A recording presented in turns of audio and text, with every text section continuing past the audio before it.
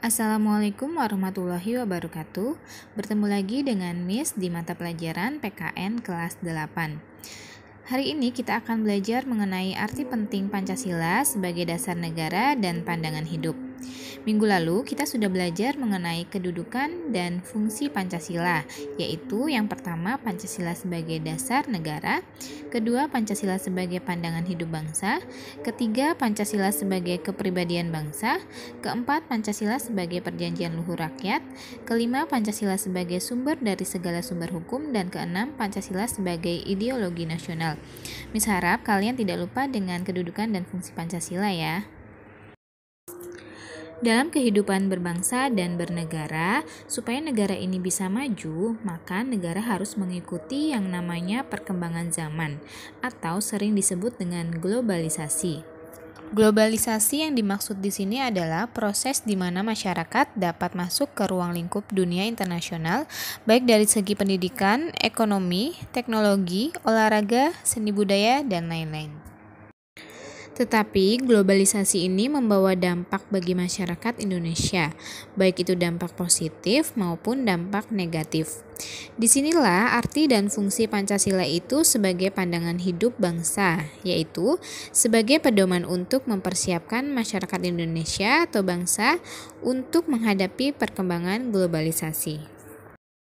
Untuk menghadapi perkembangan globalisasi ini, Pancasila dapat kita jadikan yang pertama untuk membentuk identitas atau jati diri bangsa, yang kedua mengatasi berbagai pertentangan dan ketegangan sosial, yang ketiga memberikan arah tujuan sekaligus menjadi pendorong dalam upaya pencapaian tujuan bangsa, yang keempat, pedoman untuk memecahkan berbagai masalah berbangsa dan bernegara, mulai dari masalah politik, ekonomi, sosial budaya, hingga pertahanan keamanan.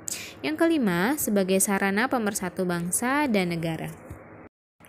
Kita akan bahas satu-satu arti penting Pancasila. Yang pertama yaitu Pancasila dijadikan untuk membentuk identitas atau jati diri bangsa. Ini artinya saat menghadapi era globalisasi, warga Indonesia tetap mempertahankan nilai-nilai Pancasila.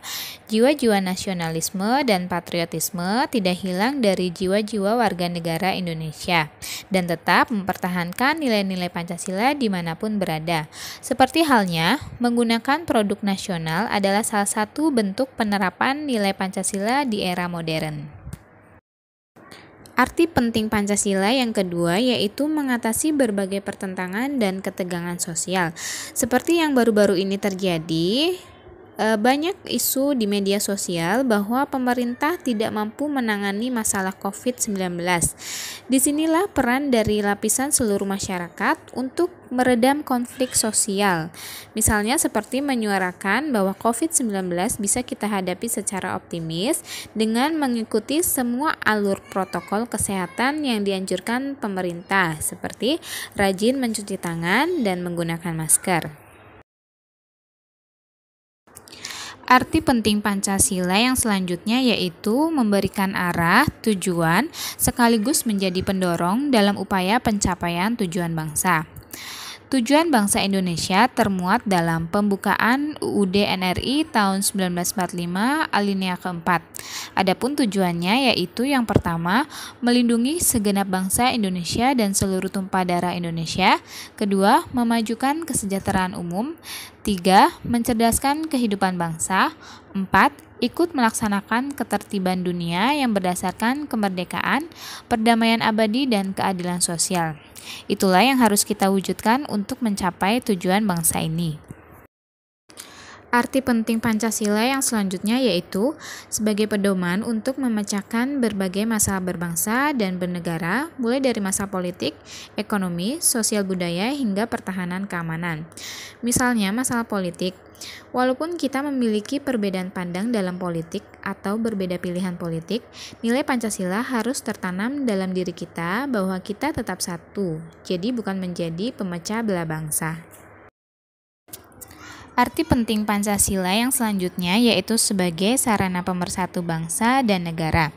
Dalam menghadapi perkembangan global, kita tidak bisa melupakan bahwa kita adalah negara yang memiliki keberagaman yang banyak, mulai dari suku, ras, budaya, agama, wilayah, dan sebagainya. Kita juga tahu di dalam lambang negara Indonesia terdapat tulisan atau semboyan Bhinneka Tunggal Ika, yang artinya berbeda-beda tetapi tetap satu jua.